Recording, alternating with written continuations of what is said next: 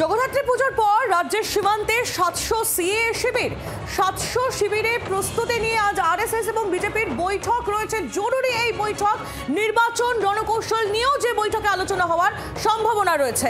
আর এই বৈঠকে থাকবেন কেন্দ্রীয় পর্যবেক্ষক বিএল সন্তোষ, সুনীল বানসালরা। সূত্রের খবর ইতিমধ্যেই নাগরিকত্বের জন্য 35,000 আবেদন জমা পড়েছে।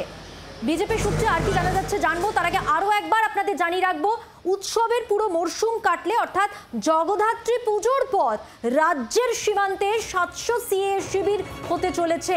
এই 700 শিবিরের প্রস্তুতি নিয়ে আজকে আরএসএস বিজেপির জরুরি বৈঠক।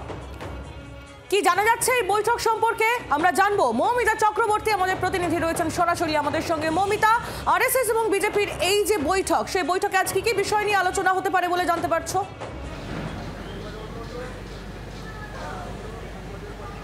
দেখো, মূলত সিএ নিয়ে যে বৈঠক ছিল সেই বৈঠক কিন্তু ইতিমধ্যেই শুরু হয়ে গিয়েছে। যে বৈঠকে বঙ্গ বিজেপির বিধায়করা সকলেই যোগদান করেছেন এবং আরএসএসের কার্যকর্তারা, আরএসএসের প্রচারকরা তারাও রয়েছেন। আমি এই মুহূর্তে যেখানে দাঁড়িয়ে রয়েছি সল্টলেকের বিজেপির দফতর এবং ঠিক তার পাশেই যে জায়গা, যে বিল্ডিং, সেখানে কিন্তু বৈঠক শুরু হয়েছে এবং সেখানে যে কর্মশালা, সেই কর্মশালা কিন্তু শুরু হয়েছে।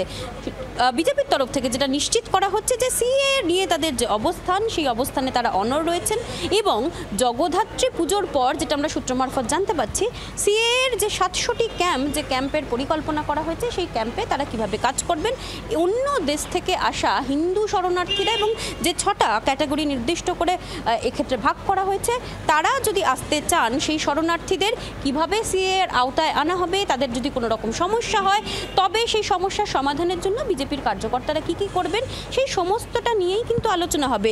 মূলত নজর রাখা হচ্ছে সীমান্তবর্তী জেলাগুলোর দিকে, কারণ সীমান্তবর্তী জেলা থেকে বারবার করে অনুপ্রবেশের সমস্যা নিয়ে সোচ্চার হচ্ছে গেরুয়া শিবির। আর সিএএ যে হবেই এবং সিএএ করার ক্ষেত্রে হিন্দু শরণার্থীদের কিভাবে সহযোগিতা করবেন সে বিষয়ে কিছুক্ষণ আগেই সুনিশ্চিত করেছেন বিজেপির সাধারণ সম্পাদক জগন্নাথ চট্টোপাধ্যায়। ধন্যবাদ মৌমিতা। কথা বললাম, সরাসরি ছিলেন প্রতিনিধি মৌমিতা চক্রবর্তী। আর এ প্রসঙ্গে বিজেপি নেতা জগন্নাথ চট্টোপাধ্যায় কি বলেছেন শুনুন।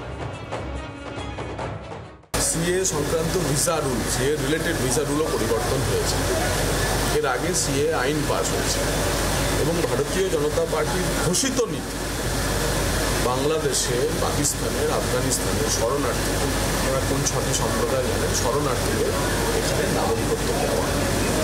আমরা মনে করি পার্টির কার্যকর্তা হিসেবে সেই উত্তরদায়িত্ব পালন করার সময় এসেছে এবং বাংলাদেশি শরণার্থীদের আমরা শিবির লাগিয়ে সিটিজেনশিপের জন্য অ্যাপ্লিকেশন করাবো এবং বাংলার আওয়াজ, বাঙালির আবেগ, জি 24 ঘন্টা।